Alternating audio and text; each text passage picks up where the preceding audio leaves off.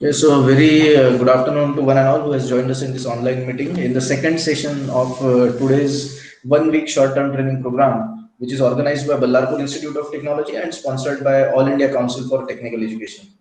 I welcome you all with all my heart, and I also welcome our honorable resource person for this session, Mr. Pranay Raut sir. And to introduce Pranay Raut sir, he is professor in Priyadarshini Institute of Engineering and Technology, Nagpur, and he is pursuing his PhD from NIT Raipur. He has completed MTech in Chemical Engineering from IIT Kharagpur. The major areas in which he has worked include wastewater treatment using nanocomposite and adsorption, nanobiocomposite material for shelf life enhancement of agriculture products like fruits and vegetables. And till date, he has published, I suppose, more than 10 papers in national and international journals. He has also published a few chapters in books. So, on behalf of Ballarpur Institute of Technology and on behalf of organizing committee of the short-term training program, I welcome you, sir. And may I now request you to please start the session. Thank you, Abhijit sir. Thank you for giving me the opportunity to share this topic in this STTP. So let me start this. I'm presenting my screen now.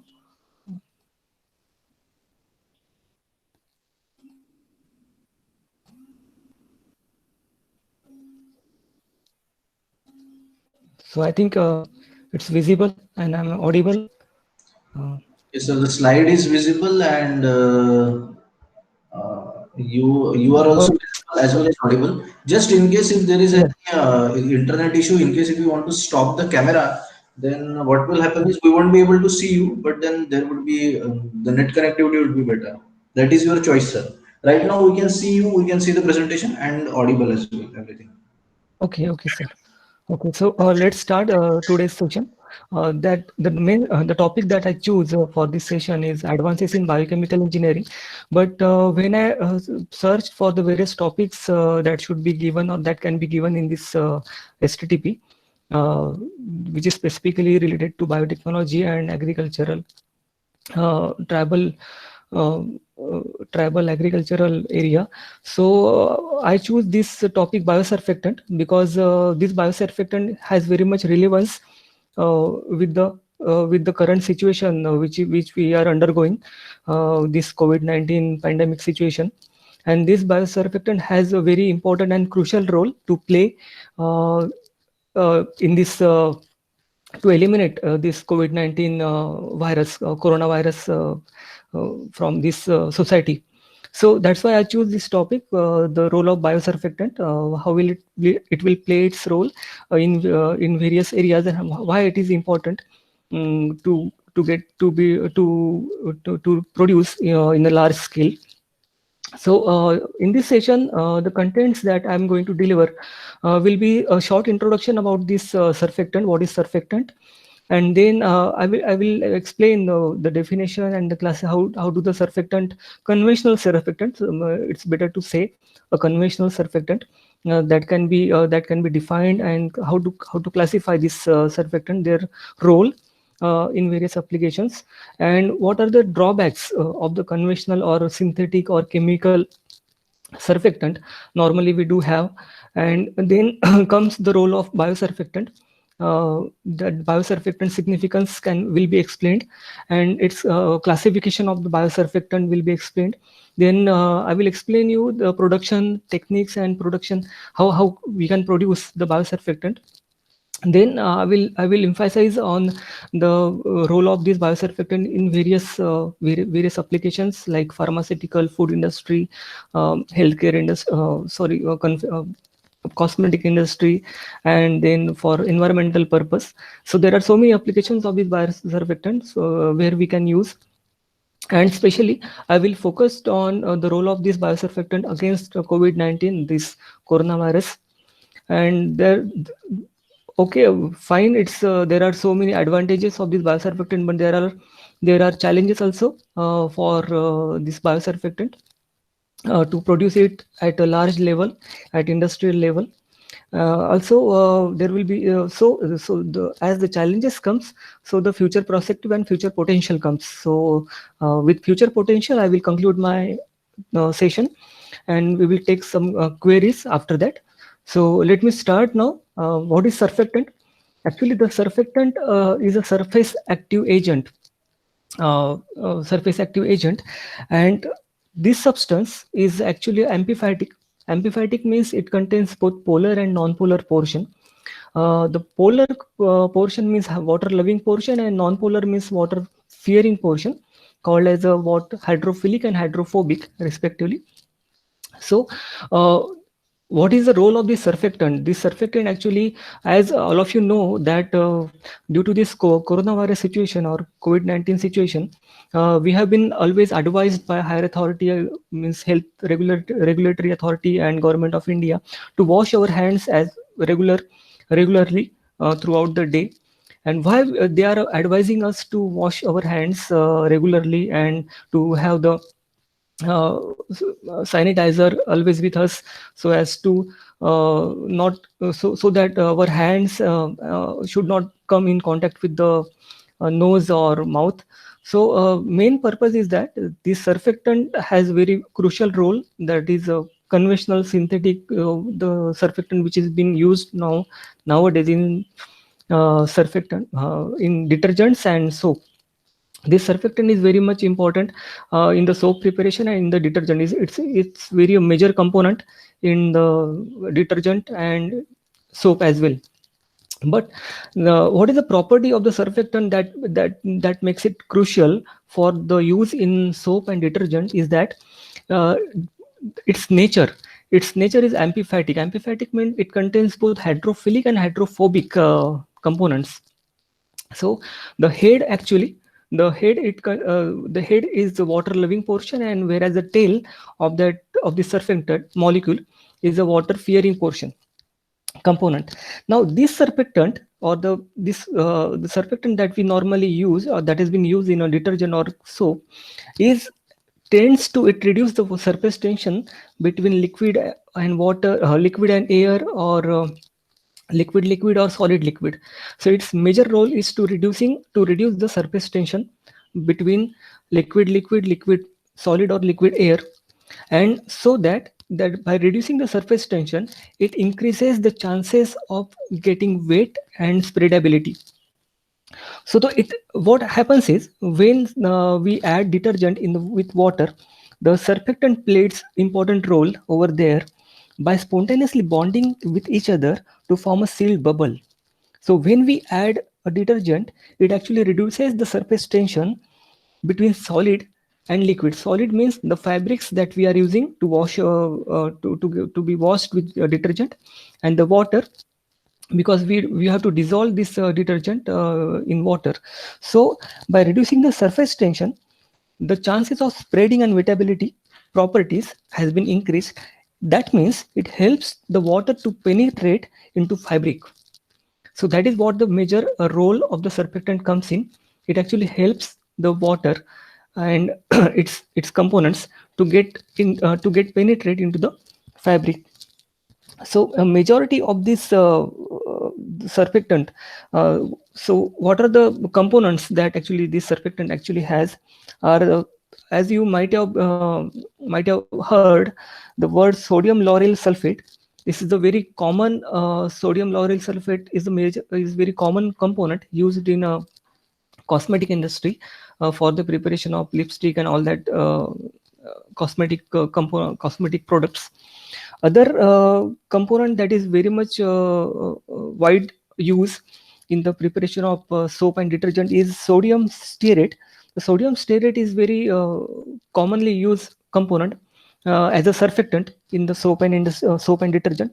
Other component also are getting used, so as a benzene sulfonate, dioctyl sodium sulfosuccinate, then alkyl ether phosphate, benzalkonium chloride. So these are the different components that has been used in soap and detergents. So what is the drawback, and what is the role? What is the major problem with this surfactant is this: we actually due to prolonged use of the soap and detergents, it causes a skin irritation. And somewhat this surfactant component, which is which is present in a detergent or soap, is kind of toxic in nature. So it has the ability to get accumulated in the human body. And the very crucial part is it has a very low degradability, means it is not so easy to degrade. So by getting accumulated inside the body, it may play it may create an adverse effect on the body in terms of skin irritation. Though this is what about synthetic surfactant I'm telling you. But as far as if I want to tell you about natural surfactant, so naturally in our body also we have a surfactant present, that is called as a pulmonary surfactant. This pulmonary surfactant is actually present inside the lung. It provides a coating to the lung because that helps the lung to keep it dry, because it doesn't allow the water to get accumulated inside the lung. And that's why it actually helps to maintain the surface tension inside the lung, and thus maintaining the stability of the pulmonary system, and it prevents actually it from the collapse. So that's it. That is what the naturally it is being present inside our body. So this is what about the surfactant. Actually the surfactant specifically it is uh, uh, containing having amphipathic nature, having both hydrophilic and hydrophobic. Hydrophobic is also called as a lipophilic. Lipophilic it is also named as lipophilic. So hydrophilic part is a polar moiety with strong affinity to the polar substances like water, whereas hydrophobic part of this surfactant, it shows the affinity to non-polar media like oil and fats. And as you know that the oil and fats has a ability or the tendency to attract a dirt. So that is what the major role you can relate the function of this surfactant in the detergent and in the soap. So what happened is the soap structure. Soap, as you all know that soap mainly consists of a hydrocarbon chain and carboxylate, specially. So hydrocarbon chain is non-polar in nature, whereas the carboxylate, which is available at the end of this hydrocarbon chain, is a polar in nature. So what happen is when we add when that water soap or detergent comes in contact with water, so that carboxylate part, that is a polar part, that is a water loving part, that get dissolved with water, and the remaining hydrocarbon chain, it forms a cluster, because that is not dissolvable in water. So that forms a chain, that forms a cluster inside, uh, by after breaking from the carboxylate. And this cluster actually forms a micelle, and this micelle actually can attract a dirt or oil and fats towards it, because as I told you that it's hydrophobic in nature, so it shows its affinity towards non-polar media like oil and fats, and oil and fats always associated with a dirt. So that's why this hydrocarbon chains trap this oil and fats inside inside that chain, and so the dirt has been trapped inside it. And so that it's not a water loving, it's a water fearing, it's a hydrophobic in nature, so it can be easily washed away from the water, so it cannot be dissolved in water. So that is what that is how the cleaning part by the soap taken place with the help of this surfactant. So surfactant is very much important, very much crucial role in the cleaning purpose. So this hydrophobic part of this surfactant has affinity towards non-polar media such as oil and fats, so they can simultaneously interact with polar and non-polar. So overall the surfactant has ability to interact with both polar and non-polar substance. Now this dual characteristic allow actually this surfactant to reduce the interfacial tension and confers desirable properties such as detergency, as I explained to you, emulsifying activity, that is especially in the food sector or food industry, foaming, mixing, and dispersion ability to this surfactant. Now, if you want to classify the surfactant, so it can be classified based on origin as a synthetic surfactant, semi-synthetic, and biological surfactant. As synthetic surfactant has a very major drawback of non-degradability. It cannot be degraded so easily. So the research has been done to have the biological component of the surfactant or biological product of a surfactant. So based on that, they have been classified as synthetic, semi-synthetic, and biological or biosurfactant. So what is the composition of this surfactant? The chemical surfactant mostly comprise of ethylene oxide and propylene oxide, copolymers, and alkoxylated derivative of alkyl phenol, sorbate on esters, alcohol, and amines. So this is what the common composition of the surfactant, chemical surfactant, when comes in.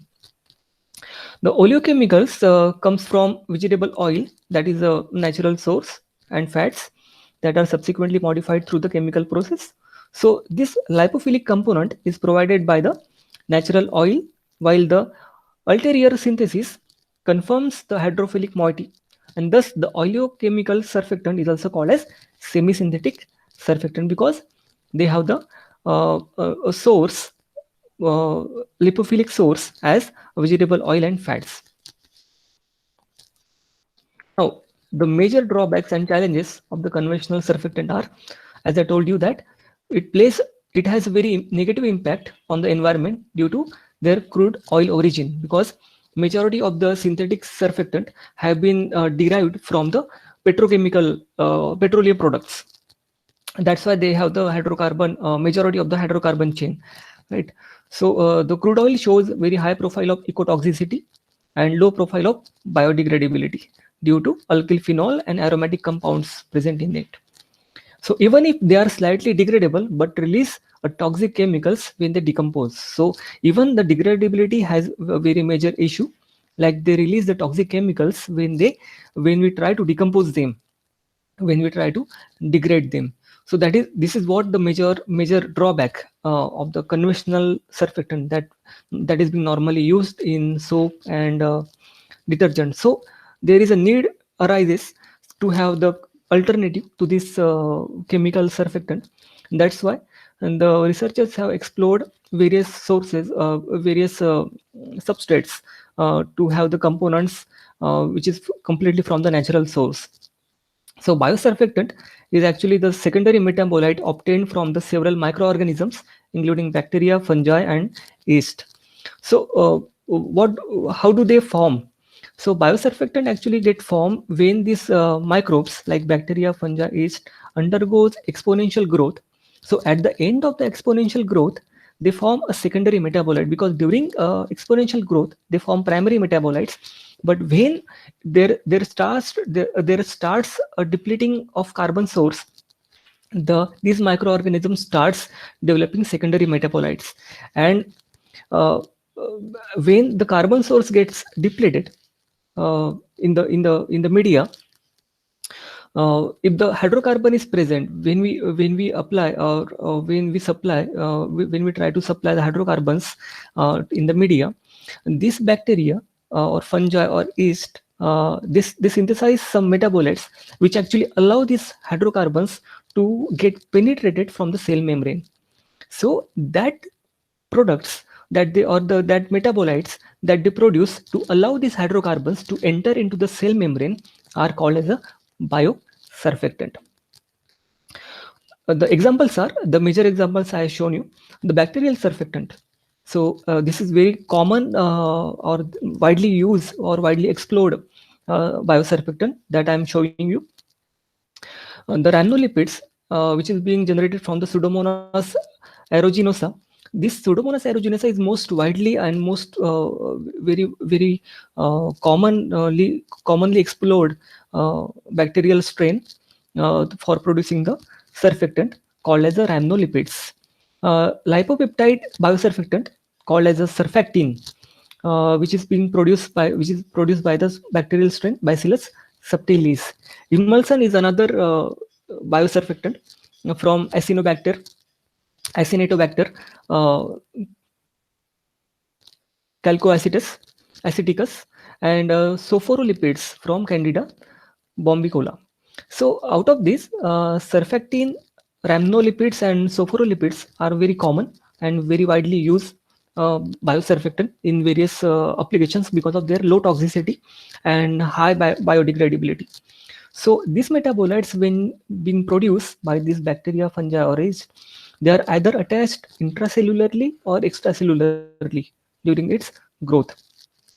So the hydrophilic head usually consists of peptide, amino acid, monosaccharide, disaccharide, or polysaccharide, whereas hydrophobic tail is usually a linear branched saturated or unsaturated or hydroxylated fatty acid. So this is what the composition of this biosurfactant. This biosurfactant has a hydrophilic head. Surfactant has a hydrophilic head and hydrophobic tail. So the hydrophilic head consists of peptide, amino acid, monosaccharide, disaccharide, or polysaccharide, whereas hydrophobic tail actually is a linear branched saturated or unsaturated or hydroxylated fatty acid. So we will discuss about biosurfactant more, its properties and some compositions. So biosurfactants can be produced from renewable sources.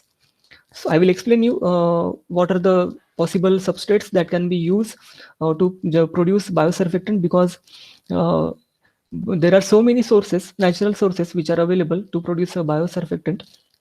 But the cost is very important. So if you want to reduce the cost of this biosurfactant, or manufacturing cost, sorry, the manufacturing cost is very high.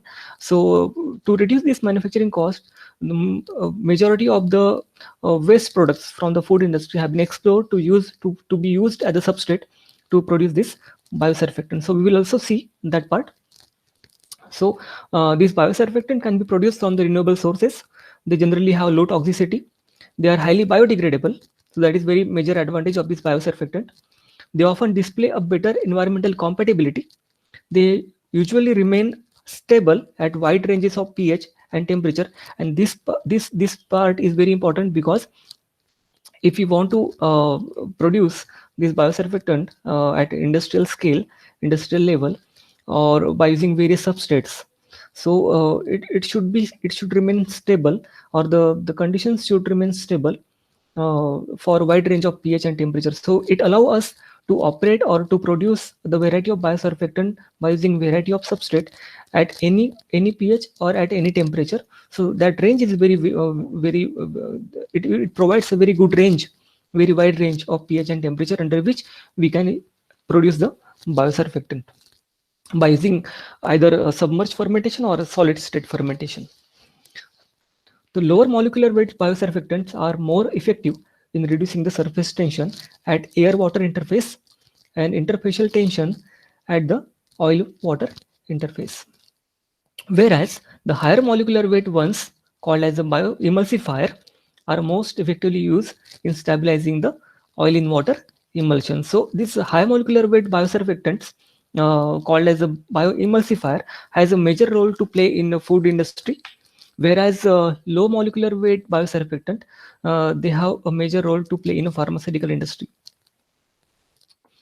So how do we classify this biosurfactant? So in biosurfactant, actually the both molecular components are assembled via linking biochemical functionalities such as ether, amides, and esters. Sorry. Now these biosurfactants tend to categorize by their microbial origin, molecular weight, or mode of action.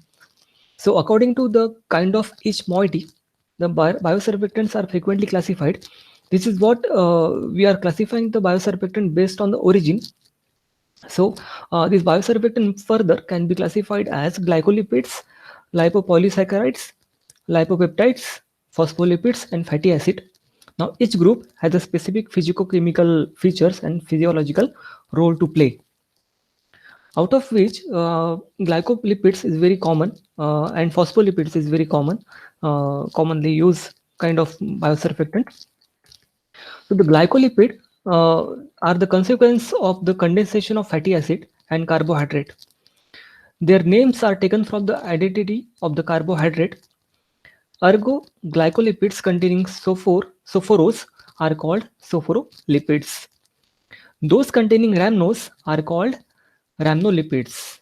Those with trehalose called as trehalose lipids, and so on. So ultimately, the sophorolipids and rhamnolipids and trehalose lipids are nothing but the glycolipids, which are being formed by the condensation of fatty acid and carbohydrates. So glycolipid is most common type of biosurfactant, and which is very much easily available by the very much easily available or very much commonly produced by a wide variety of microorganisms, I will say. So the glycolipids are the lipids covalently bonded with a carbohydrate and consist of monosaccharide, disaccharide, and polysaccharide. So among them, the most common glycolipids are rhamnolipids, sophorolipids, as I already told you, and trehalolipids. The first two are being used as a surfactant in the formulations.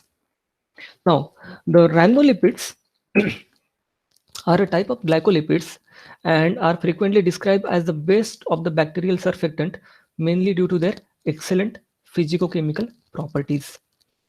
Their excellent surface, the physicochemical properties means their surface activity. There are certain properties that we should see, and we will see these properties of the biosurfactant, which we have to see before using it for various applications. The main property that it should have is the surface activity. So their excellent surface and biological activities make them suitable for the direct application to a lot of different industries. So amongst other organisms, these are mainly produced by the Pseudomonas. Pseudomonas is very commonly or widely used microorganism to produce this kind of biosurfactant. They consist of glycosyl head group and fatty acid tail. So for example, rhamnose moiety and 3-hydroxydecanoic acid. Rhamnolipids produced by the Pseudomonas aeruginosa have been studied the most, as I already told you in the previous slides.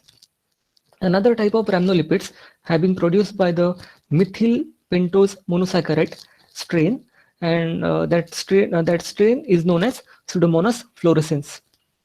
So Pseudomonas aeruginosa and Pseudomonas fluorescens, they actually are able to form this kind of biosurfactant called as rhamnolipids. Now another biosurfactant that is very much common in use are surfactant. This surfactant is mainly produced by the Bacillus subtilis.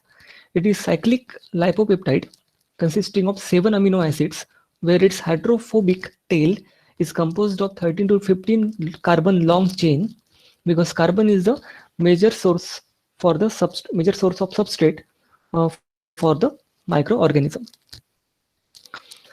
The amphiphilic nature allows surfactant molecules to survive and act on both hydrophobic and hydrophilic environment. Surfactant is widely used biosurfactant in many industries, exhibiting antimicrobial, antibacterial, and antiviral properties. The ability to lower the surface tension significantly is also important. So making the surfactant appropriate for the formulations for personal care products, that is cosmetic products, detergents, and even oil recovery. Oil recovery means bioremediation. The lot of recent studies on surfactant and its application have been conducted, highlighting its diverse industrial use. The synthesis of surfactant through a genetic engineering has also been studied in order to improve the low yield that is usually obtained from the wild strain of Bacillus. So naturally, Bacillus gives very low yield of surfactant.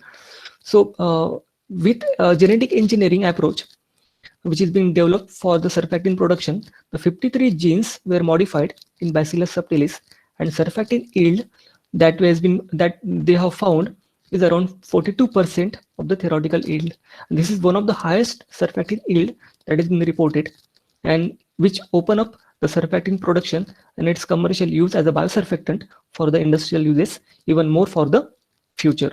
So the common nature or the structure of the Surfactant is shown here. It is simply, in a simple word, it consists of a long chain of hydrocarbon and having a short um, head called as which is hydrophilic in nature. The properties of biosurfactant. The biosurfactant are surface active biomolecules that are implemented in many industries because of their versatile properties. Just as a chemically synthetic surfactant, they have ability to self-assemble and form micelle. Just I told you about its function in a soap, that in soap, when it undergoes a saponification of ester, so how do the soap get formed? It forms by the saponification of ester.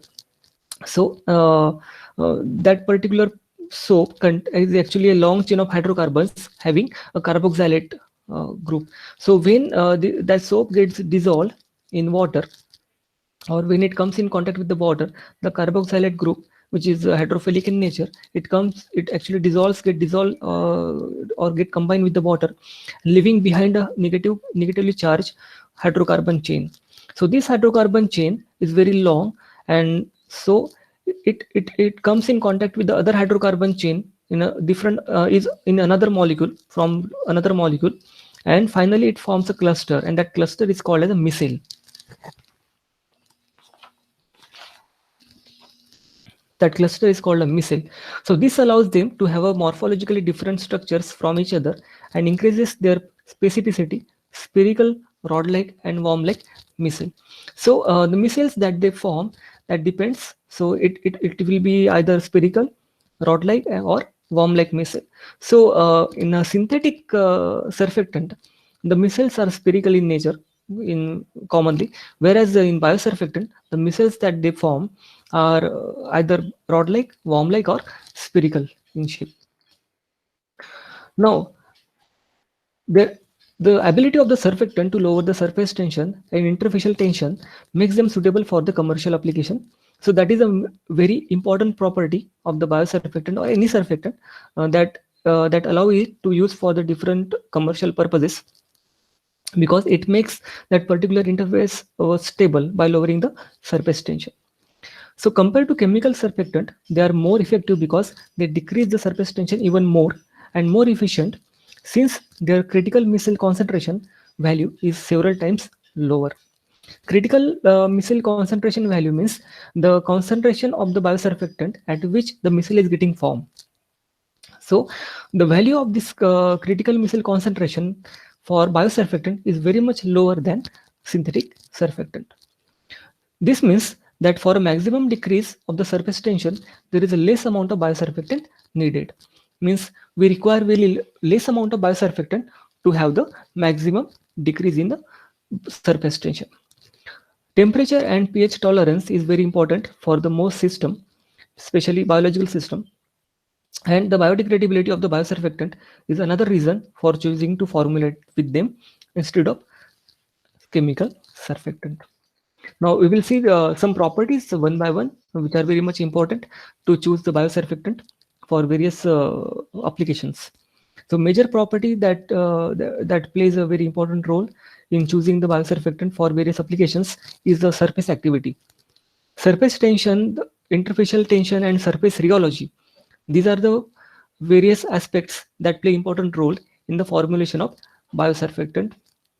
Most personal care formulations or cosmetic formulations consist of emulsion, which are stabilized by different surfactants. Understanding the surface activity of these surfactants is very vital in predicting and ensuring the stability and efficacy of the final product. Cleansing and foaming are also important properties of biosurfactant, which are directly associated with their surface activity. Rheology is another property that need to be explored, and very till now the researchers have not given so much attention to this rheology, other than rheological properties. Majority of the rheological properties other than surface tension. Surface tension has been is a major primary property of this biosurfactant, but other than that, the viscosity and other density like properties, rheological properties, have very less explored by the researchers. So the bulk rheology is commonly the first set of properties that gets characterized while formulating a product. The insight gained from such studies can be highly remarkable in terms of flow properties and viscosity profile. The product being formulated needs to be exhibit a shear thinning behavior that can be easily explored through the viscosity profile. However, there has not been a lot of studies done on the rheology in terms of biosurfactant mixture. Next is the temperature, pH and ionic strength tolerance. Many biosurfactants and their surface activity are not affected by the environmental conditions such as temperature and pH. As I already told you that it has a very wide range of pH and temperature to operate or to produce. So licensine from the Bacillus licheniformis JF2 was not affected by a temperature up to 50 degrees Celsius and pH from acidic range to basic range, that is from 4.5 to 9. Also by NaCl, that is a salt concentration, NaCl or calcium concentration up to 50 and 25 sorry 25 gram per liter. So actually this biosurfactant licensine from Bacillus licheniformis GF2 has a wide range of operating conditions, means that can be used under very wide range of temperature and pH and concentrations, salt concentration. Similarly, lipopeptide from Bacillus subtilis LB5A was very much stable after autoclaving and after 6 months at 18 degrees Celsius. The surface activity did not change from the pH 5 to pH 11, very wide pH range from acidic to very basic, almost completely basic, and NaCl concentration up to 20%. Antarctic Psychrophilic strain Orthobacter protoforme produced a biosurfactant that was thermostable within the range of 30 degrees Celsius to 100 degrees Celsius and a pH from 2 to 12. So it shows that these three examples shows that the biosurfactants are very much stable under a wide range of temperature, pH and salt concentrations. The industrial processes frequently involve the exposure to the extremes of the temperature, pressure, pH and ionic strength. Hence, there is a continuous need to isolate new microbe-derived products able to function under this condition. And this biosurfactant, they actually fit into these conditions very well. Another property this biosurfactant has is a biodegradability. Unlike synthetic surfactant, microbial produce compounds are easily degraded and particularly suited for the environmental applications such as bioremediation. Increasing environmental concern among the consumers and regulatory rules imposed by the governments throughout the world, forcing the industry to search for alternative products such as biosurfactant. The low toxicity is another property which is very much important for the biosurfactant. Although few data is available in the literature regarding toxicity of the microbial surfactant, also called as a biosurfactant, they are generally considered low or non-toxic product, and that's why they are considered to be used suitable for the use in pharmaceutical, cosmetic, and food industry. The emulsion forming and emulsion breaking property. The emulsion, what is emulsion? So emulsion is a heterogeneous system consisting of at least one immiscible liquid intimately dispersed in another in the form of droplets, whose diameter in general exceeds 0.1 millimeter. So emulsion have an internal or dispersed and external or continuous phase. So emulsion has two phases. One is internal, another is external. So internal phase is the dispersed one, and whereas external is a continuous one. So based on that, there are two types of emulsions: oil in water and water in oil. So such systems possess minimal stability, which may be accentuated by additives such as a surface active agent called as a surfactant. Thus, a stable emulsion can be produced with a lifespan of months and years, and that actually able to use this kind of biosurfactant to in a food industry. Biosurfactant may stabilize, emulsify, or destabilize, that is demulsify the emulsion. High molecular mass biosurfactant are in general a better emulsifier than low molecular mass biosurfactant. So example, sophorolipids from Taurolopis Taurolopsis bombicola have shown to be have been shown to reduce the surface and interfacial tension very well. Now, another very important property of the biosurfactant is antimicrobial property. So, several biosurfactants have shown antimicrobial actions against bacteria, fungi, algae, and viruses. The lipopeptide eturine from Bacillus subtilis showed a potent antifungal activity, but the significant reduction on the microflora present in stored grains of corn, peanuts, and cotton seeds was observed at eturine concentration of 50 to 100 ppm. Inactivation of envelope viruses such as herpes and retroviruses was observed with 80 mm of surfactant. So, for example, rhamnolipids inhibited the growth of harmful bloom algae species Heterosigma acaceo, and Protocentrum denantum at a concentration ranging from 0.4 to 10 mg per liter. So, biosurfactant has very good antimicrobial activity. So now we will see these are various properties that biosurfactant have and makes them very much preferred component for to be used in various applications. Now we will see the applications of this biosurfactant where it can be used or where it has been used very widely in various sectors. So the first very important sector that we will see is in pharmaceutical sector, the pharmaceutical applications of biosurfactant. Now, due to the anti-adhesion and enzyme inhibition effect, biosurfactant can be useful active ingredients in fungicides, bactericides, insecticides, antivirals, among the others. Biosurfactants are naturally produced by microorganisms during biofilm formation, smoothing the architecture of microcolonies and maintaining the channels needed for distributing the vital fluids. These attenuating properties of isolated biosurfactant can be useful to ensure the anti-adherence of human pathogens and therefore to inhibit their capacity to form a biofilm at the potential sites of infection. These antibiotic effects of biosurfactant involve damage to lipid bilayer constituting the cell membranes. Some biosurfactants allow formation of pores in membranes, which leads to the disequilibrium in ion exchange and consequently to cell death.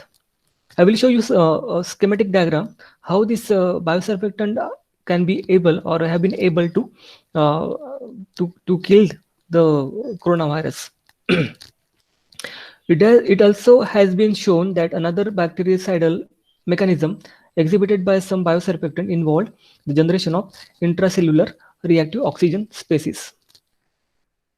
Some biosurfactant also exhibit antiviral properties, particularly surfactant can prevent the infection of epithelial cells caused by the envelope viruses, including herpes viruses, inhibiting the membrane fusion between virus and host cell. This inhibition can be carried out against a porcine epidemic diarrhea virus at low biosurfactant concentrations without cytotoxicity. Surfactant produced by the probiotic Bacillus subtilis also showed the efficiency in the inactivation of transmissible gastroenteritis coronavirus. Very recently, the use of biosurfactant has been suggested to combat SARS-CoV-2, means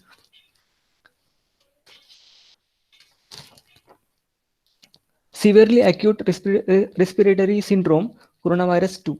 The SARS-CoV-2 means severely acute respiratory syndrome coronavirus 2, which is responsible for the disease coronavirus disease 19, that is COVID-19.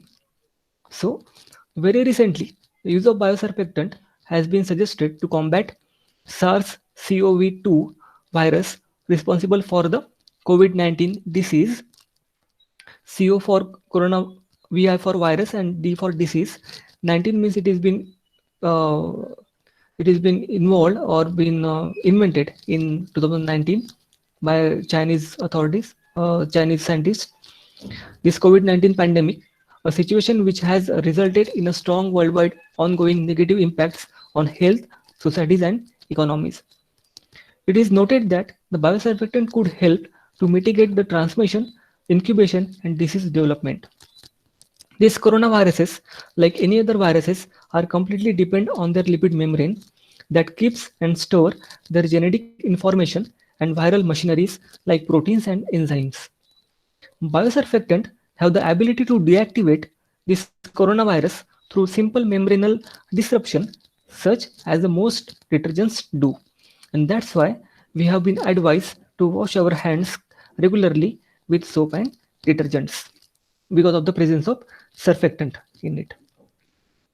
Now, another possible mechanism of action that could be the destabilization of viral envelope and membrane proteins, such as the spikes of glycoprotein that allows. I will show you the structure of the coronavirus. Most of you must have been known how do this coronavirus looks like. So another possible mechanism of the action that could be the destabilization of the viral envelope and membrane proteins, such as the spike of glycoprotein that allows the virus to anchor itself to human cell receptors. So by destabilizing the viral envelope and membrane proteins, we can easily, or this biosurfactant can easily, uh, it will not allow the virus to anchor itself to the attach itself to the human cell receptor. For example, angiotensin converting the enzyme 2 receptor. The use of biosurfactant as active agent in hand washing and cleaning products can prevent the spread of virus. These can also be adequate excipients or adjuvants for the medicines to treat symptoms and be good elements in the production of antiviral mask. So it has also an ability, or we can also use this biosurfactant for the preparation of antiviral mask. Biosurfactant can find another health application such as immunomodulation, both activation and suppression of immune system and anti-cancer effect. The inhibition of the cell cycle means this biosurfactant can be used to inhibit the cell cycle apoptosis, inhibition of the metastatic capacity of tumor cell. So this biosurfactant has also ability to inhibit the metastatic capacity of the tumor cell, that is meant to stop the cancer. So sorry, this is how the biosurfactant act on the coronavirus. This blue structure is what the severely acute respiratory syndrome coronavirus structure, having a spike protein. Blue color, these are the spike proteins called as glycoproteins, and inside this is a lipid bilayer, spherical lipid bilayer, and inside it there is a genetic material in the form of protein and enzyme. So when it comes in contact with the biosurfactant, so there are micelle formation. The biosurfactant encodes the drugs and targets the viral structure to destruct. So this biosurfactant actually disrupts the lipid membrane and spike protein. So this is what the biosurfactant, having hydrophilic head and hydrophilic tail. So it actually disrupts this lipid bilayer or lipid layer, and by disrupting this lipid layer, it enters the genetic material of this coronavirus. And once it enters the genetic material, it actually forms the micelles inside this uh, spherical structure. So once it form a micelle, see here, it forms a micelle and encapture the viral structure. That means this lipid layer has completely gone. The glycoprotein has also been gone. It is being now surrounded. Now this genetic material is now being surrounded by the biosurfactant. So this is what the spherical micelle. And that's why, and then ultimately this biosurfactant disrupts the viral structure. So this is how it actually combat with the SARS-CoV-2 virus. Now we will see the it also find this biosurfactant also find a lot of applications in food industry because of its low toxicity and biodegradability. So being effective in emulsion formation, stabilization, and anti-adhesive and antimicrobial activities, which would potentially make them suitable for the food industry. So these biosurfactants are very much suitable for food industry due to these properties like emulsion formation. It actually stabilizes the emulsion or can destabilize the emulsion. Then it has an anti-adhesive property and antimicrobial property. So it actually these three things can actually make them potential candidate for use in food industry. For example, glycolipids, a biosurfactant, specifically have very high potential as a food additive and food preservative due to their emulsifying and antibacterial activities. The biosurfactant have also received attention in the industry recently because of the bioconversion of byproducts to a valuable compounds through the production of glycolipids. The actinobacterial strain Nesterine species was isolated from the marine sponge Passispongia cavernosa was found to be the highest biosurfactant producer amongst the different strains. It showed the antibiofilm and antioxidant properties alongside the emulsification properties, making it potentially very much beneficial to the food industry. So antibiofilm, antioxidant, and along with the emulsification properties makes it a very suitable for the use in food industry. So biosurfactant can have several other functions in the food, like to control agglomeration of fat globules, to stabilize aerated systems, to improve the structure and shelf life of starch containing products, to modify the rheological properties of wheat dough, especially in a bakery industry, to improve the consistency and texture of the fat-based products. In bakery and ice cream formulations, the biosurfactant act as a controlling consistency, retarding styling, and solubilizing the flavor oils. They are also utilized as a fat stabilizer and anti-spattering agents during cooking of oil and fats. An improvement of dough stability, texture, volume, and conservation of bakery products was obtained by the addition of the rhamnolipid biosurfactant. It has been suggested that the use of rhamnolipids can improve the properties of buttercream, croissants, and frozen confectionery products. Now, the bioemulsifier isolated from the marine strain of Enterobacter cloacae was described as a potential viscosity enhancement agent of interest in the food industry, especially due to the good viscosity observed at acidic pH, allowing its use in the products containing citric or ascorbic acid. I already told you that the ascorbic acid is also act as an antioxidant. Biosurfactant as an anti-adhesive agents. A biofilm is described as a group of bacteria that have a colonized surface. The biofilm not only includes the bacteria, but it also describes all of the extracellular material produced at the surface and any material trapped within the resulting matrix.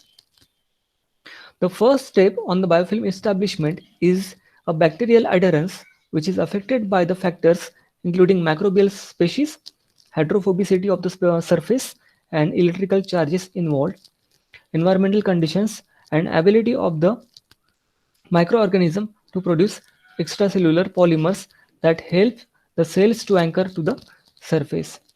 So the biofilm is actually it not only includes the bacteria, but also it actually has an extracellular material produced at the surface. And so any material trap, it forms a matrix called as a biofilm.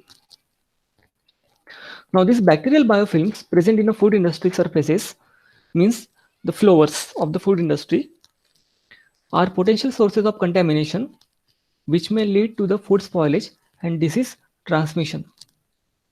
The involvement of the biosurfactant in microbial adhesion and detachment from the surfaces have been investigated and found that the surfactant released by the Streptococcus thermophilus have been used for the fouling control of heat exchanger plates in pasteurizer in dairy industry or in various industries. As it retards, because pasteurizer is also used in the preparation of energy drinks and dairy industry especially. It has very wide use in dairy industry, then energy drink industry, or the Bonvita, like Bonvita, Boost, these kind of industries. They have very important role to play, these pasteurizers. So as it retards the colonization of the other thermophilic strains of Streptococcus responsible for the fouling. The bioconditioning of the surfaces, that is the floor, through the use of microbial surfactant, that is a biosurfactant, has been suggested as a new strategy to reduce the adhesion. So we can have this biosurfactant in our detergent or for cleaning purpose, for cleaning of the industrial floors, so as to prevent the formation of biofilm, especially a bacterial biofilm. The use of biosurfactant, which disrupts the biofilm and reduce the adhesion in combination with the antibiotics, could represent novel antimicrobial strategy. As antibiotics are in general less effective against biofilm than planktonic cells, the disruption of the biofilm by biosurfactant can facilitate the antibiotic access to the cell. Considering the interesting properties demonstrated by biosurfactant, we can think on their future utilization as a multi-purpose ingredients which exhibits emulsifier, anti-adhesive, and antimicrobial activities simultaneously, and thus are suitable for many food applications. Food processors however, does not yet use the biosurfactant on a large scale, as many regulations regarding the approval of the new food ingredients are required by the government agencies, and this process could be quite long and tedious. So this biosurfactant has a very potential role to play in the food industry, because this area has not been so much explored till now, till date. So that can be used as a emulsifier, anti-adhesive agent, or antimicrobial for antimicrobial activities. Rhamnolipids are sensitive to the pH changes and work best at more acidic condition.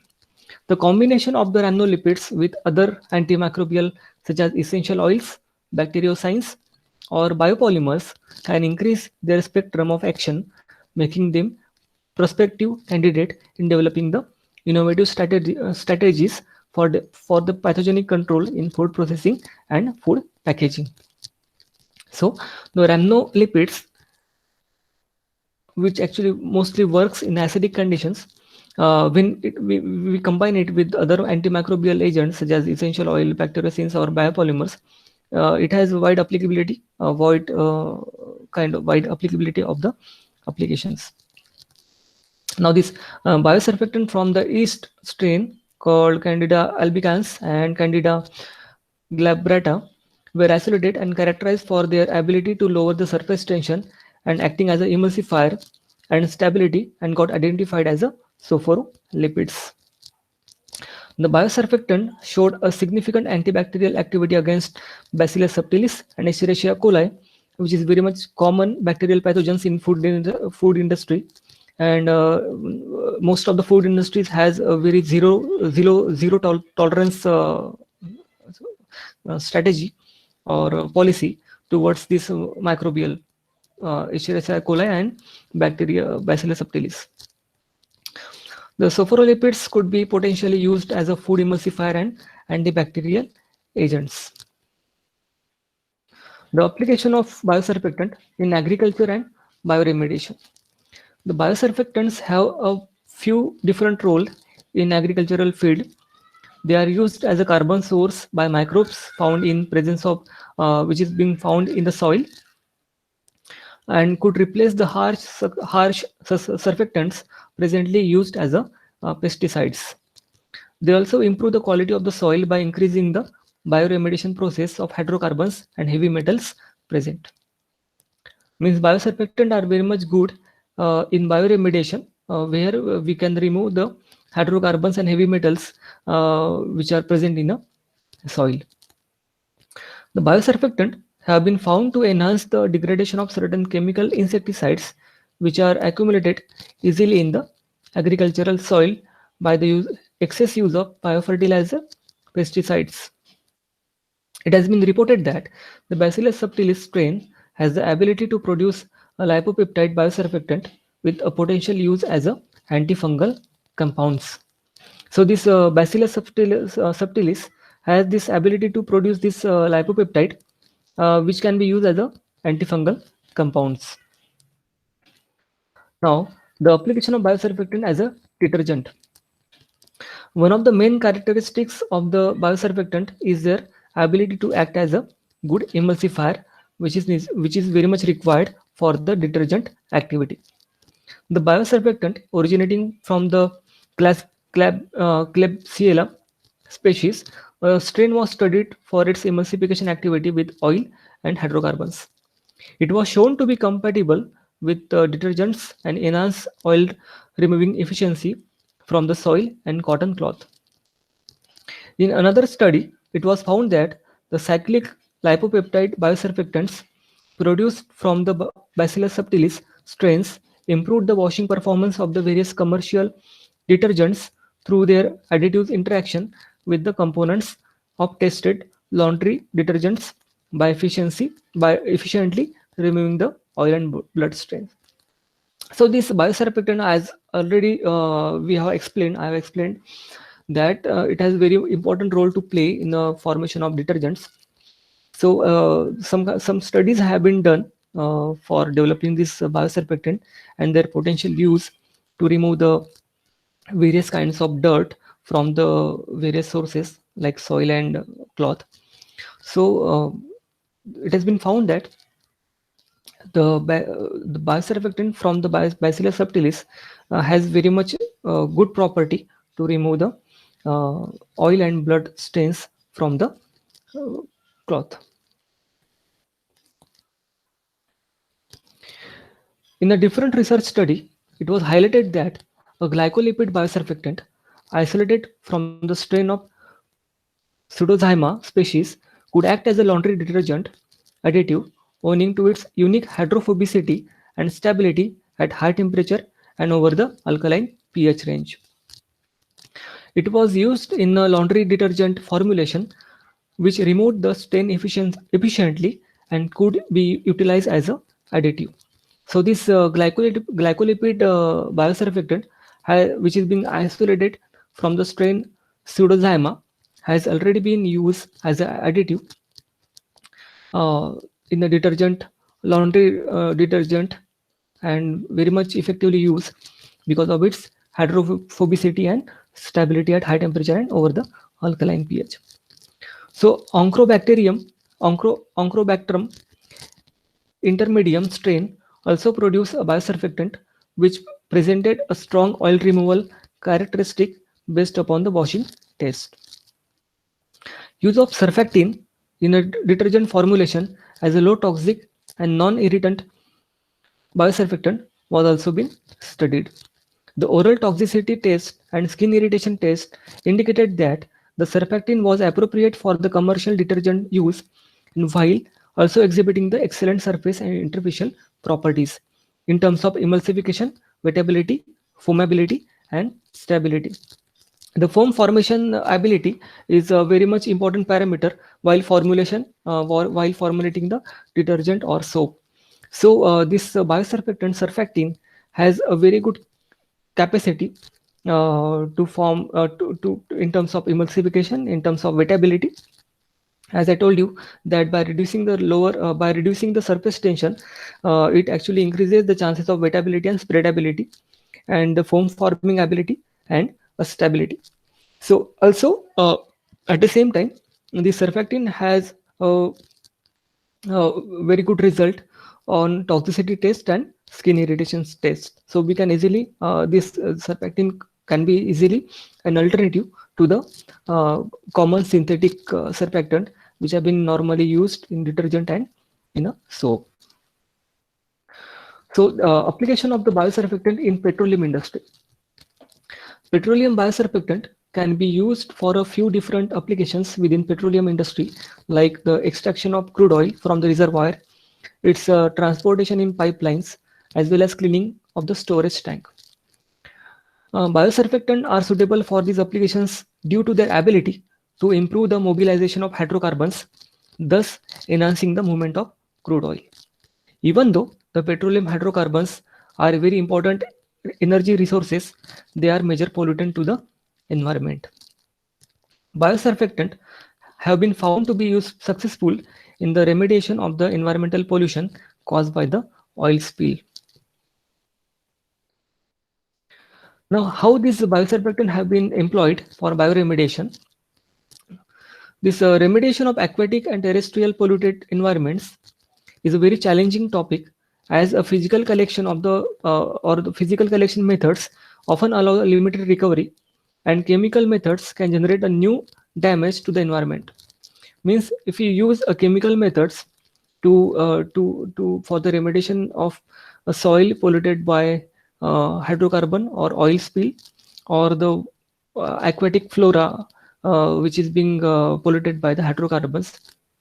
So the chemical methods has a very common drawback of forming the sludge, and the disposal of the sludge is another challenging part when we actually try to recover oil from the either water or soil. So these chemical methods uh, actually, though it's quite efficient, not so efficient, but compared to the physical methods, they are somewhat efficient, but has a new problem of having or forming a sludge after the disposal, and which actually has the problem of disposal. The bioremediation may be carried out in two ways, in two following mechanisms. One, direct, which involves the presence of microorganism that degrades in situ the contaminants through its metabolism. Means by utilizing the various microbial strains that can eat up the hydrocarbons directly from the hydrocarbon or crude oil. One, indirect, involves the use of microbial compounds such as biosurfactant to modify the physicochemical properties and helps the recovery of the contaminants. As in the previous slide, it has been told that these biosurfactant are very much suitable for improving the immobilization, or sorry, for improving the mobilization of hydrocarbons, and thus enhancing the movement of the crude oil. And this property is normally used by the biosurfactant or for the bioremediation by using biosurfactant. These biosurfactants secreted by microorganisms and released into the hydrophobic media increases the hydrocarbon bioavailability to the same microorganism. In other words, the degradation of the hydrocarbons in the presence of microorganism is enhanced by the production of the biosurfactant. Biosurfactant isolated from the Pseudomonas aeruginosa strain showed the interesting results in hydrocarbon remobilization from the oil contaminated soil. The strains of Acinetobacter baumannii isolated from the petroleum contaminated soil was able to degrade the pyrene. Pyrene is a major component of the petroleum based product. The growth of this strain on polycyclic aromatic hydrocarbon as the sole carbon source was accompanied by the biosurfactant production. Means this Acinetobacter baumannii, which is being isolated from the petroleum contaminated soil, has the ability to degrade the pyrene. At the same time, it also allows the formation of the biosurfactant. As I told you that this biosurfactant formation is actually accelerated at the end of the exponential phase of this particular microorganism, when the normal primary carbon source started depleting, and so the microorganism start producing the secondary metabolites, so that these secondary metabolites will help the cell membrane to disrupt or to break down, so as to allow the more carbon source to enter into the cell. The application of biosurfactant for composting. The composting is also efficient way of handling the biologically active and potentially hazardous species to obtain the stabilized inert materials with potential fertilizer properties. The addition of biosurfactant during the chicken manure composting process was reported to improve the overall final qualities of such compost in terms of sanitization, fertilization, formation of humic acid, and organic matter degradation. That means the addition of biosurfactant during composting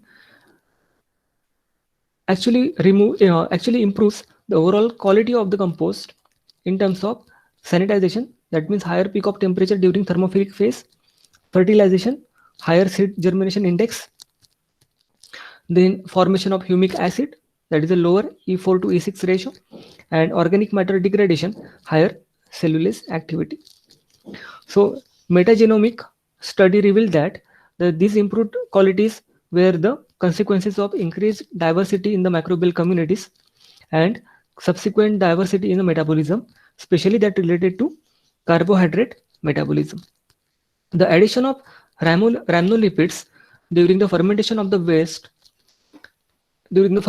waste activated sludge improved the hydrolysis of acidification process, and notably by favoring the growth of functional microorganisms compared to the action of synthetic surfactant.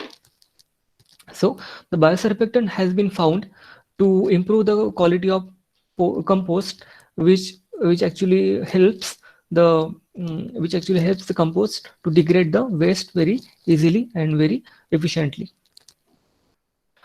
Now we will see how the production of the biosurfactant takes place. There are major two ways to produce the biosurfactant. The first way is by submerged fermentation, or called as a liquid fermentation. Other is a solid state fermentation. So this solid state fermentation is a microbial process occurring mostly on the surface of the solid material that have the property to absorb or contain water with or without soluble nutrients. Whereas the submerged fermentation, this submerged fermentation uses the aqueous phase for the fermentation purpose. Both techniques can use the same producing microorganism, but results can be significantly different due to the large differences in conditions between these two types of cultivation regime. The low water volume in solid state fermentation has a large impact on the economy of the process, mainly due to smaller bioreactor size, because in solid state fermentation, very less amount of water or very minimum amount of water has been used. So the major economy, that is what the overall cost of the process has been reduced. So for that purpose, that cost has been reduced in terms of smaller bioreactor size, reduced downstream processing, and lower sterilization cost. Besides, many solid state fermentation processes focus on the utilization of cheap agro-industrial bioproducts as a culture medium, so as to reduce the cost. As I told you that the substrate that is being used for the microbes, which actually generates the biosurfactant, is another cost factor that increases during the fermentation process. So very much focus is being done on using the various agro-industrial waste that can be used as a substrate for the fermentation to produce the biosurfactant. So we will see what kind of waste, food industrial waste have been explored to produce the biosurfactant. Solid state fermentation processes traditionally involve more fungi than bacteria for their ability to grow at lower water activity values, since evolution of higher fungi takes place on the solid growth substrates. Indeed, the low moisture content in the solid state fermentation media means that the fermentation can theoretically be carried out only by a limited number of microorganisms, mainly yeast and fungi. So the two classes of biosurfactant which are being produced through solid state fermentation are glycolipid and lipopeptides. The most of the solid state fermentation processes, they use fungi rather than bacteria because of the low water activity value of the fungi. Factors that affect the biosurfactant production in solid state fermentation process are pH, temperature, moisture content, medium composition, and nutrient supplementation. We will see one by one on the effect of pH on biosurfactant production by solid state fermentation. The pH values of the media strongly affect the fermentation in terms of as the many enzymatic secondary metabolites production and the transport of various components across the cell membrane. It is well known that the fungi can adapt to more acidic conditions than most bacteria. Concerning biosurfactant production in a solid state fermentation, the optimal pH conditions that follow this trend, the best pH value for this fumigatus and Pseudomonas dejamhor are 4.5 and 5.5. Means most of the most of the strains, they will operate under the acidic condition. The biosurfactant productions involving the yeast like Starmerella bombicola requires a pH values around 6. Regarding bacteria like Pseudomonas aeruginosa and Bacillus subtilis, the optimal pH value range is from neutral to slightly basic, that is 7 to 8. So most of the fungi and yeast, they have been very well operated or very well active in a acidic pH, whereas bacteria like Pseudomonas aeruginosa and Bacillus subtilis, they are very much active in the pH range from neutral to slightly basic. Effect of temperature on the biosurfactant production. The temperature is a critical parameter in solid state fermentation. Though the biosurfactants are very much tolerant at various ranges of temperature and pH, but the process to manufacture them does not do so. As the bioprocess progresses, the metabolic heat is generated by the microorganism, and because the solid media generally exhibit lower thermal conductivities, the heat may accumulate in the media, leading to the detrimental temperature increase and thermal gradients. And because of the thermal gradients, the fermentation may get affected, or it actually gets affected.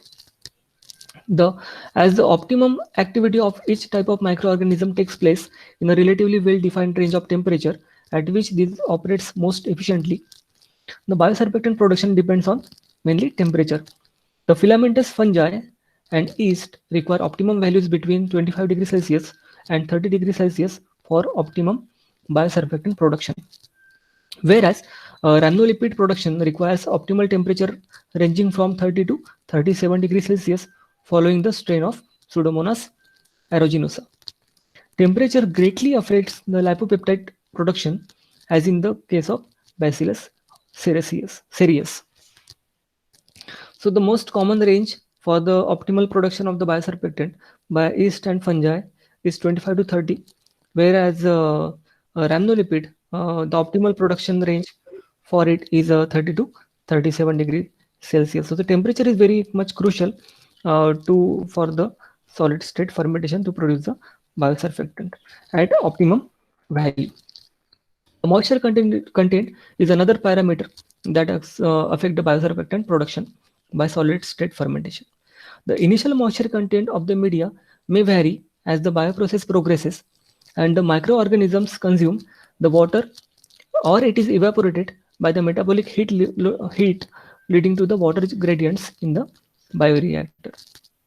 The water content of the media is therefore a critical factor in solid state fermentation systems, as it affects the microbial growth rate and extent on the substrates and determines the product yield. The low water content could retard the cell growth and metabolite production. The water content of the media is a critical factor in a solid state fermentation system that affects the microbial growth rate, extent on the substrates, and determines the product yield. The low water content could retard the cell growth and metabolite production.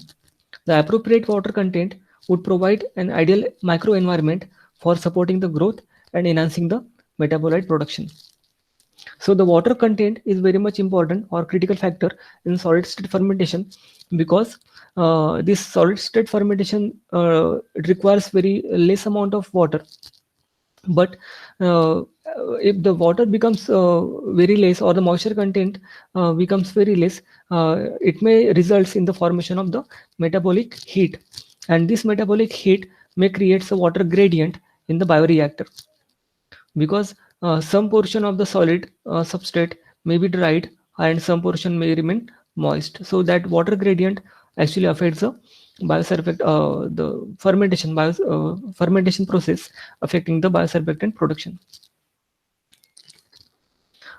Biosurfactant producing filamentous fungi like Aerogenus fumigatus and T. versicolor, and the yeast like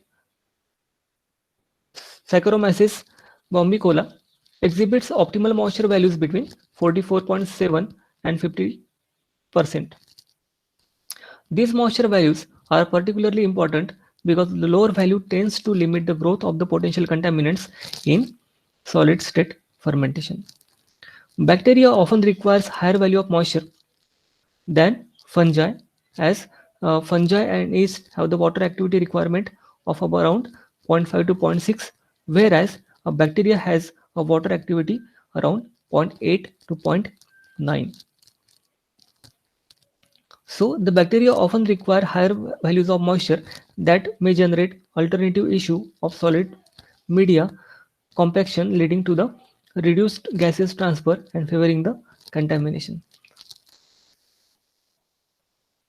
The effect of media composition on the biosurfactant production. Both composition and concentration of the carbon source seems to be essential factor for the biosurfactant production, along with the physicochemical properties. 8. The hydrophobic carbon source were reported to be better than hydrophilic ones in promoting the biosurfactant production. The importance of the hydrophobicity of the carbon sources for biosurfactant production is underlined by the fact that many producing microbes are commonly isolated from the soil or water contaminated with hydrophobic waste. The biosurfactant production, however, generally requires a medium containing the simultaneous presence of hydrophilic and hydrophobic carbon sources in the culture media.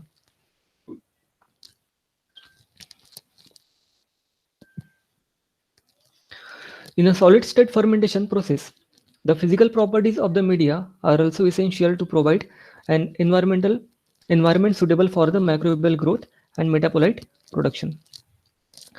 Biosurfactant production being generally an aerobic process, the factors such as shape and size of the solid particles, medium porosity, mass and energy transfers, hydrophilic and hydrophobic nature of the solid particles are usually interdependent and essential to consider in solid state fermentation. So for the substrate, the shape, size, the porosity of the media, mass and energy transfer, hydrophilic and hydrophobic nature of the solid particles of the substrate, they are very much interdependent with each other and very much essential for the solid state fermentation. The good medium texture is therefore essential, and some media includes a solid support like wheat straw and sugarcane bagasse are very much common and preferred media for the solid state fermentation. Now we will see the biosurfactant production from the various food and agro-industrial waste. The main factor that works against the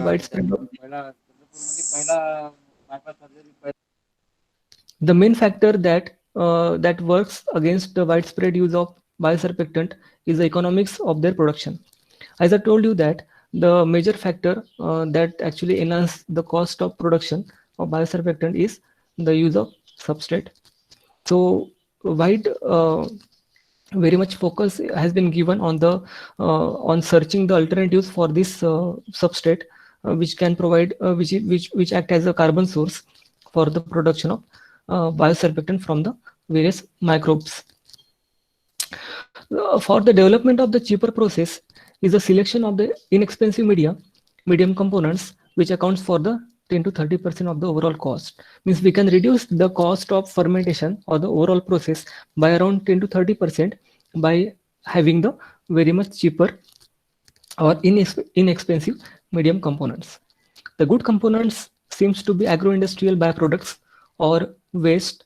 Once these residues generally contains very high level of carbohydrates or lipids to support the growth and surfactant synthesis. Moreover, the treatment and disposal cost of these residues are significant to industries which are invariably searching for the alternatives to reduce, reuse, recycle, and valorize their waste. So, this is very important factor that rather than disposable and treatment cost, it's very much beneficial for this industry to use this kind of waste for the production of or for the microbial production of surfactant. The advantages of the waste material are huge, are the huge surpluses and possibility of the production in the regions with temperate and tropical climates. The research on alternative low-cost substrate is mainly centered on the tropical agro-industrial crops and residues. Some attempts are at using the waste for biosurfactant production, and only a few types of surfactant produced from the waste have been published. So there is a wide scope of having waste to be used as a substrate for the production of the biosurfactant. The main alternative sources for biosurfactant production comprises oil residue, milk and distillery waste, carbohydrate-rich residues. We will see one by one the oil and fat waste for the biosurfactant production. Most oil and fat are produced in the food industry, which generates great quantities of waste, and so their disposal is a very much growing problem. Candida antarctica and Candida apicola, they synthesize the surfactant called glycolipids in the cultivation media supplemented with oil refinery waste, edible oil refinery waste. Sophorophyllid production by Candida bombicola was studied as a model of fat utilization from the meat processing industry for biosurfactant production. Pseudomonas aeruginosa 47T2 has been grown. They actually been grown on frying oil, that is sunflower oil and olive oil, and surface active compounds in the culture media showed the final production of rhamnolipids. The production of rhamnolipids by Pseudomonas aeruginosa LB1 strain was also studied using the waste obtained from soybean, cottonseed, babassu, palm, and corn oil refinery. So the waste that has been generated by the oil industry, that is edible oil industry, kind of soybean oil, cottonseed, babassu, palm, corn, so sunflower and olive oil.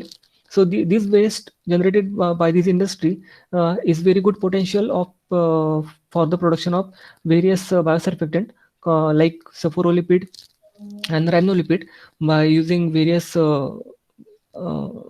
microbial strains like Pseudomonas aeruginosa and Candida bombicola, Candida apicola. Like the production of rhamnolipids by Pseudomonas aeruginosa LB1 has also shown to produce by using the waste from the soybean, cottonseed, babassu, palm, and corn oil refinery.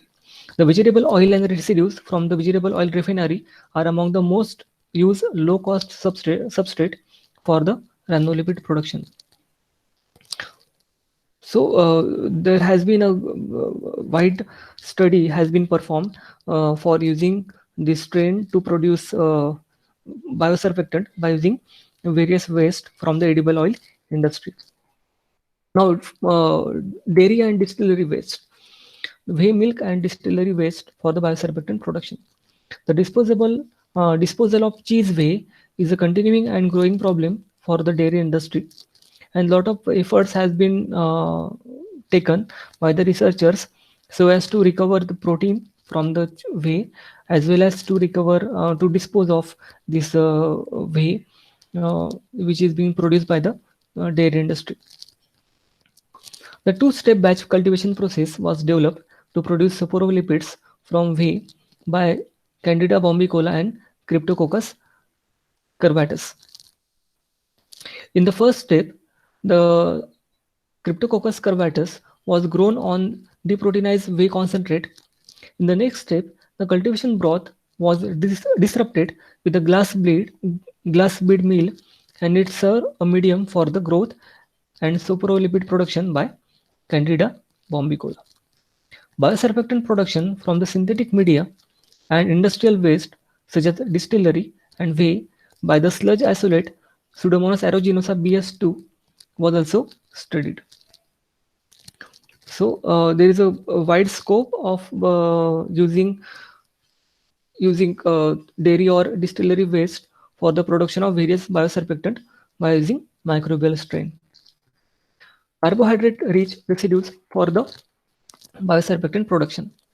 The potato processing effluents was found to be suitable alternative as a carbon source to generate the surfactant from Bacillus subtilis. Bacillus subtilis expresses alpha amylase, which permits the utilization of starch-rich potato waste as a substrate for the biosurfactant production.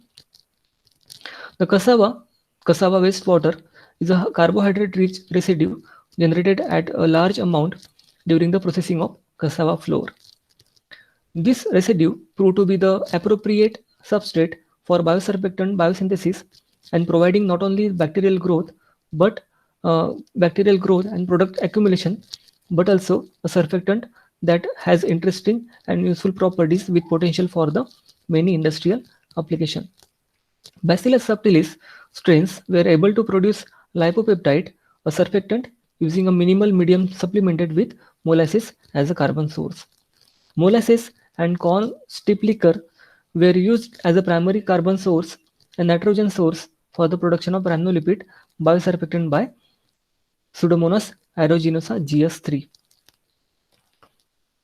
So the potato processing effluents and cassava flour effluents have been used for the production of this biosurfactant, whereas molasses and corn stip liquor effluents or the molasses is a distillery effluent have been used to produce lipopeptide and rhamnolipids by using the Bacillus subtilis and Pseudomonas aeruginosa species.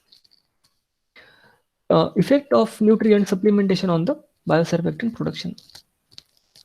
Natural bioproducts have a very complex composition and usually provide multiple nutrients to the microorganism that grow on them. However, these compounds are usually present in suboptimal quantities, and in this case, the nutrient supplementation is needed to provide all the necessary compounds for the optimum growth and production. Some common examples of these supplements are copper and iron. Indeed, the iron is recognized to be an important enzyme activator. Specifically for the isosaturate lyase, the enzymes involved in the cell growth on hydrophobic substrates. Each microorganism has its optimal cultivation conditions and require a specific compound depending on the expected products. Thus, many studies employ experimental designs to search for the factors with significant positive effect and their optimal level to increase the biosurfactant production. Now, comparison of the two processes which are normally or commonly used for the production of biosurfactant, that is solid state fermentation and submerged fermentation. The biosurfactant are produced in higher quantities using solid state fermentation in comparison to the submerged fermentation, using the same culture conditions like temperature, nutrient concentrations, and agitation, etc. Sorry. The product yield of hydrophobins produced by the Pseudomonas austraeis, for example, was twofold higher when produced in a solid state fermentation than in submerged fermentation. So that is an example why the solid state fermentation has been preferred for the production of various biosurfactant. But ऐसा नहीं है, this is not the case that submerged fermentation is not used. Most of the studies have been done, so many studies has been done where the researchers have got more yield of biosurfactant in submerged fermentation rather than solid state fermentation also. The rhamnolipid production in solid state fermentation was also reported at threefold higher than in submerged fermentation. Yttrium A production gets tenfold higher using the solid state fermentation than submerged fermentation. One of the main reason behind why the production of this biosurfactant has so many folds higher in solid state fermentation than in submerged fermentation is that as a secondary metabolite, yttrium A is produced after the exponential growth phase and when nutrients become scarce in the media. In submerged fermentation, the nutrient and oxygen are homogeneously distributed abundantly in the liquid media, leading their bacterial strain to produce biomass rather than yttrium A. That means in solid state fermentation, so at the end of exponential phase, the nutrients starts becoming depleted. They actually getting depleted at the end of the exponential phase, and that's why this bacterial strain or microbial strain start producing the secondary metabolite biosurfactant called as a yttrium A. But whereas in a submerged fermentation, as the aqueous phase is present, the nutrients and oxygens are very much uniformly available in the abundant or very large amount in the liquid media. So that's why these bacterial strains, they tend to produce a biomass rather than producing the secondary metabolites. In the solid state fermentation system, however, the nutritional stress may be observed as the nutrients uptake becomes a limiting step due to heterogeneities in the liquid phase, thus promoting the secondary metabolism. Another hypothesis was based on the biological structure differences observed between two types of processes. In solid state fermentation, there is a formation of biofilm that may be more suitable for the yttrium A production than planktonic form of the liquid culture. So these are the two hypotheses that has been used or that has been used to explain why the production of these biosurfactant or secondary metabolites is so much higher in solid state fermentation than the submerged fermentation. Higher production obtained for biosurfactant in solid state fermentation compared to the submerged fermentation. But as I told you, this is not a general rule. It has been shown that the submerged fermentation gave higher quantities of biosurfactant using bacteria and yeast culture than the solid state fermentation. This effect relies mostly on the strain and culture conditions used. Hence, ideally, comparison should be made between solid state fermentation and submerged fermentation for every process, not only including a quantitative and qualitative considerations, but also economical ones to choose the best option available. Besides, it is also interesting to mention that these studies reporting better production of biosurfactant using solid state fermentation than submerged fermentation were mainly carried out at laboratory scale. So when we go to the when we try to scale up this fermentation process for industrial purpose or pilot level, the case may not be the same as that we got in the lab level. So that's why it's very important that we must study the processes, a particular process of production of secondary metabolite, that is biosurfactant. Specifically for that particular process, the solid state fermentation and submerged fermentation has to be compared both quantitatively and both qualitatively. Regarding process control, the processes are more developed for submerged fermentation than solid state fermentation. The submerged fermentation is most prevalent cultivation method used in the fermentation industry. The challenges in the production of biosurfactant. The lack of industrial scale solid state fermentation bioreactor.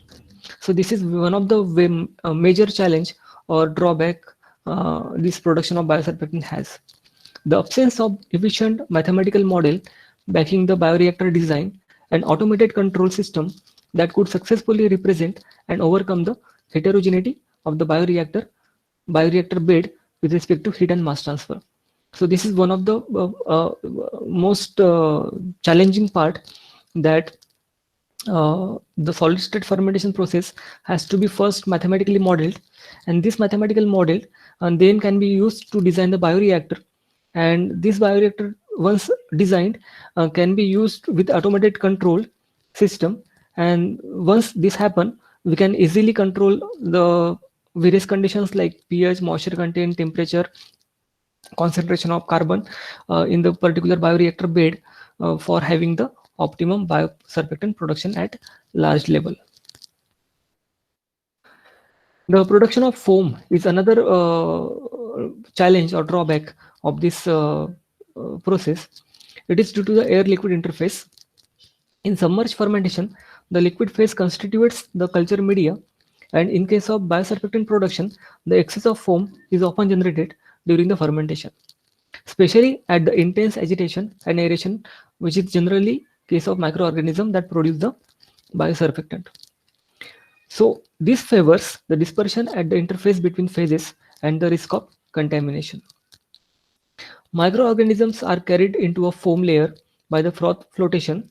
Thus, foaming may decrease the effectivity of the biocatalyst concentration in bulk liquid, affecting the global bioprocess performance and often creating interferences with the measurement of and sampling the material. As a consequence, many industrial scale biosurfactant productions processes, they require the use of antifoam agents that increases the overall cost of process. The solid state fermentation process, that enhances the oxygen transfer without foam production, mitigating the risk of contamination. The use of solid state fermentation process involves the reduced amount of free water, therefore could be the alternative method for the biosurfactant production. As we know that biosurfactant production by the solid state fermentation has very minimum use of water, and so the minimum use of water means the enhanced oxygen transfer without the foam production, because foam, it requires a water to form, and that actually responsible, although that actually enhances, that actually decreases the risk of contamination. So the use of this process, solid state fermentation, can be the alternative to form the biosurfactant and to reduce the foam formation. Extraction.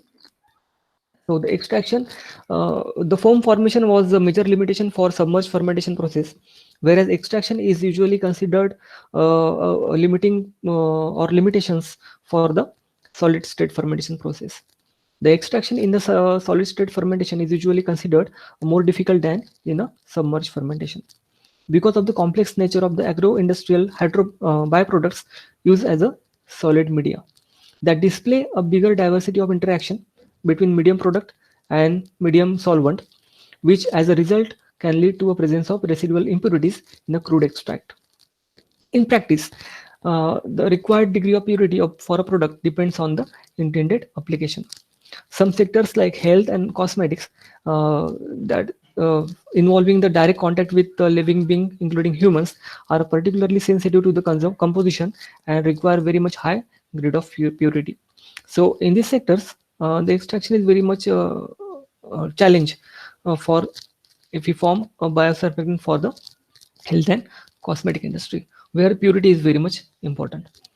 For this type of finer applications, the improved separation techniques such as preparative HPLC will be required. Even this type of applications will require using more refined raw material. So on the other hand, the direct use of fermented media or crude extracts without further purification is appropriate for many other applications, ranging from oil industry to pollutant removal or general environmental applications, but not to the healthcare or cosmetic industry.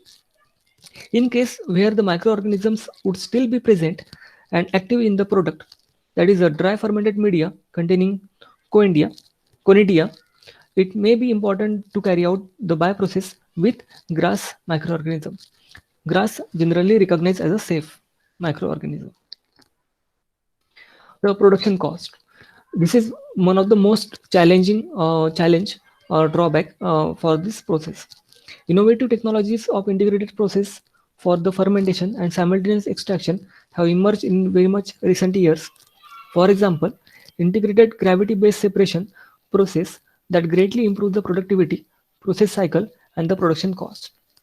Although developed for submerged fermentation, integrated separation processes can be envisaged in the future for solid-state fermentation also, particularly in case of continuous or semi-continuous process involving the plug flow bioreactor with separated fermentation and extraction compartments, which is very much similar to the process for a semi-continuous production and extraction of ethanol.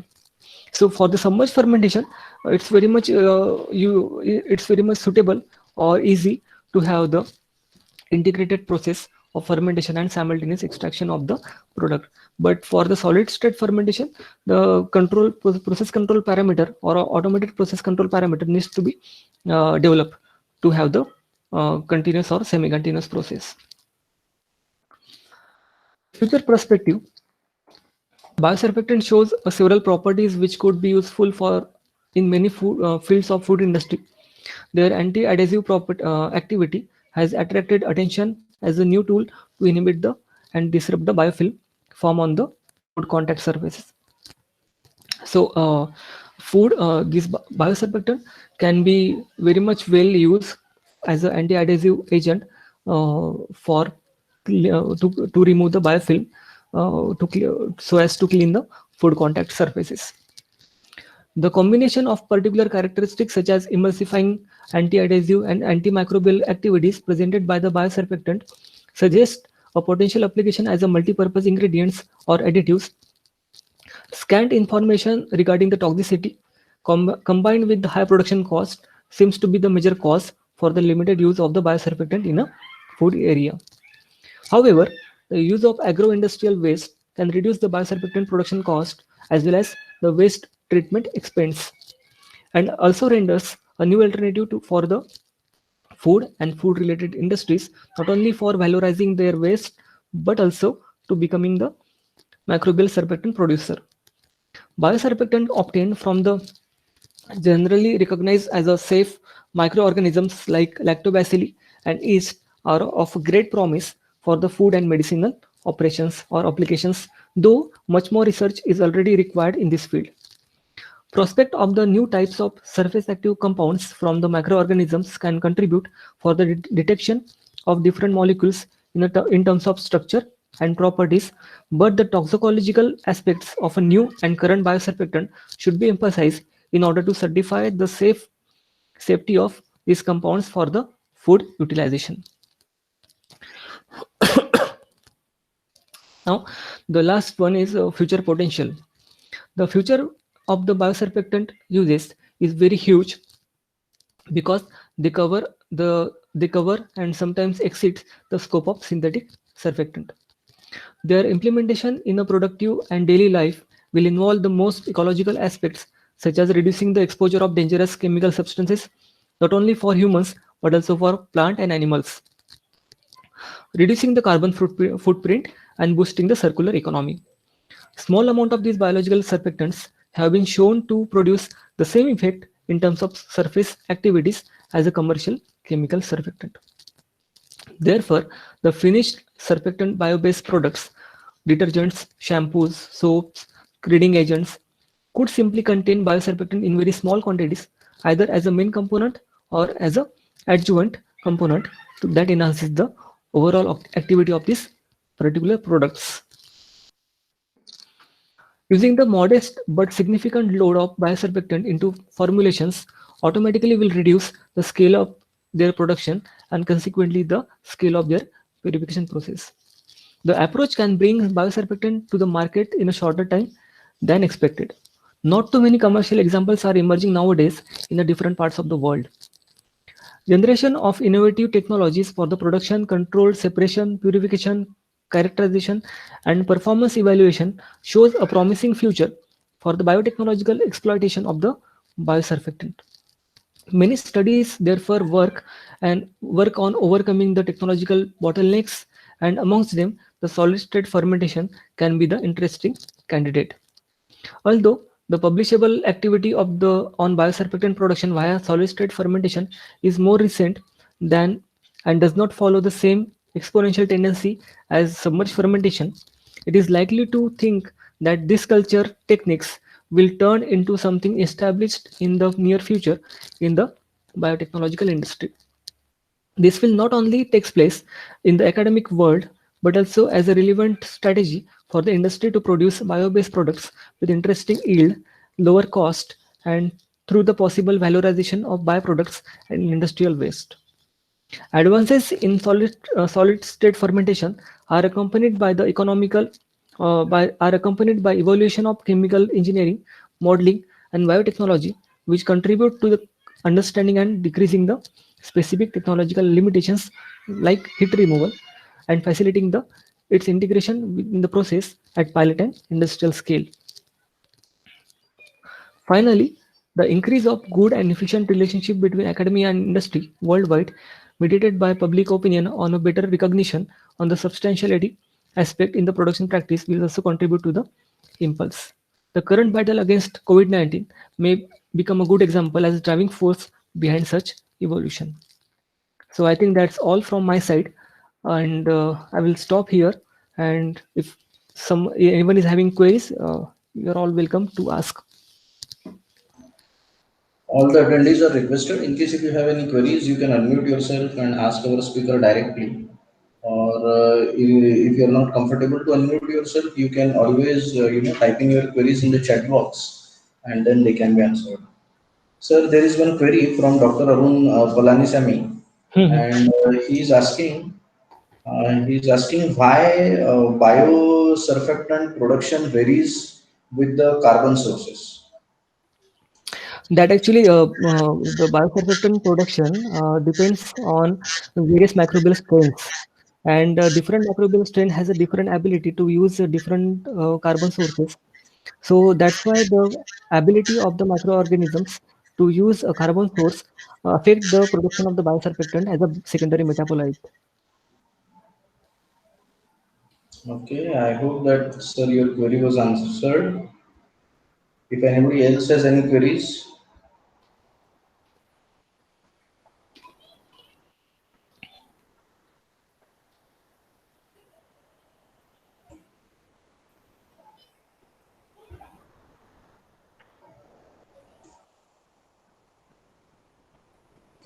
sir, Azma Firdos Rahman ma'am is asking, Mhm. how far is the efficiency of biosurfactant comparing to bioenzyme? Bio. How far is the efficiency of biosurfactant Hmm. when compared with bioenzyme? As far as biosurfactant is concerned, that is specifically is by the fermentation process, where the substrate is being used by the microorganism under a good range of conditions, operating conditions, and as the biosurfactant is the secondary metabolite, so by limiting the growth phase of the microorganism, by regulating the growth phase of the microorganism, we can easily have the more efficient or more production of secondary metabolites than the bioenzyme.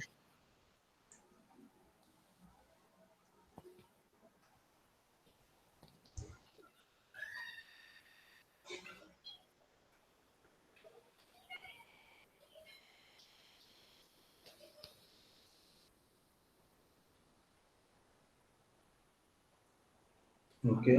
If there are any other questions, please go ahead. Otherwise, this is where we will conclude the session.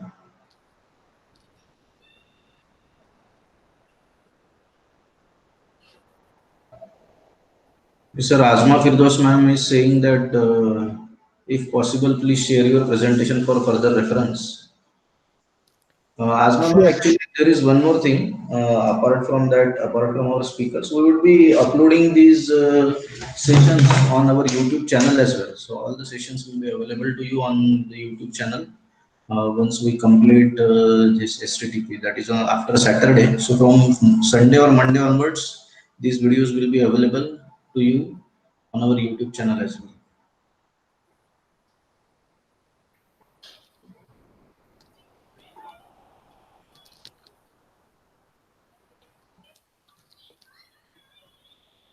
Sir, Dr. Arun Palanisamy is asking, is there any conventional method to check the charge of surfactant, sir?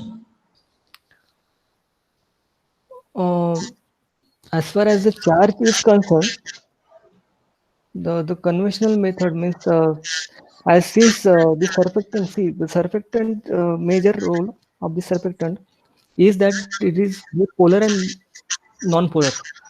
So it is a antiphalic.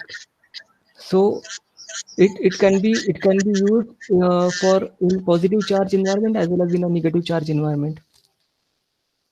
So as far as the literature that I have studied till now, there is no study of measuring the charge of this biosurfactant has been done because of the amphiphilic nature of this surfactants, both either chemical surfactant or biological surfactant. Since because of its amphiphilic nature, I don't think we have the uh, we have any requirement or the charge can be measured.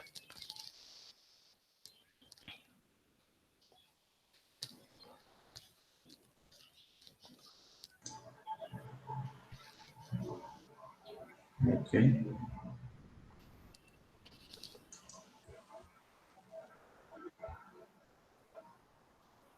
Okay, Dr. Arun Palaniswamy is writing. Thank you for the clarification, sir. Welcome. Means this is still this is what the literature review or the survey I have done till now. I have not found any kind of charge study being done on the chemical surfactant or biosurfactant. That's all because of this dual charges available on the surfactant. Okay, sir. So, on behalf of Ballarpur Institute of Technology and on behalf of the organizing committee of this short-term training program, I, Abhijit Dhinatra, thank you so much for conducting such an in-depth session as you had earlier also conducted. And like I said, it was after your session that we started getting in many queries, and it seems to have continued. So, thank you very much for conducting such a wonderful session, sir. And yes, we look forward to hearing from you more in the coming batches of our STTP as well. Thank you. Sure. I also thank you. Also thank you for to the organizing committee and Ballarpur Institute for giving me this opportunity to share my views on various topics. And I will try to explore more areas if I get opportunity to present in the next batches. Sure, sir, sure. It will be a pleasure. Yeah. Okay, so now to all the attendees, it is a humble request to please fill in the feedback form for this session. The link to share the feedback form will be shared shortly on the WhatsApp group, and you can fill in the feedback form. The link will remain open till 11 p.m. tonight, so please fill in the feedback form before 11 p.m. tonight. There is one very important announcement, and that is please go through the schedule. Tomorrow's session starts at 11 a.m. Okay, so tomorrow's session, the first session tomorrow we will have, that is from 11 a.m. to 12:30, and then from 12:30 to 2:30 as usual, and then from 2:30 to 3:30 we will take a break, and from 3:30 to 5:30 again we will have a session. We are conducting additional sessions tomorrow because we have to ensure, we have to give you all the instructions that are needed to solve the multiple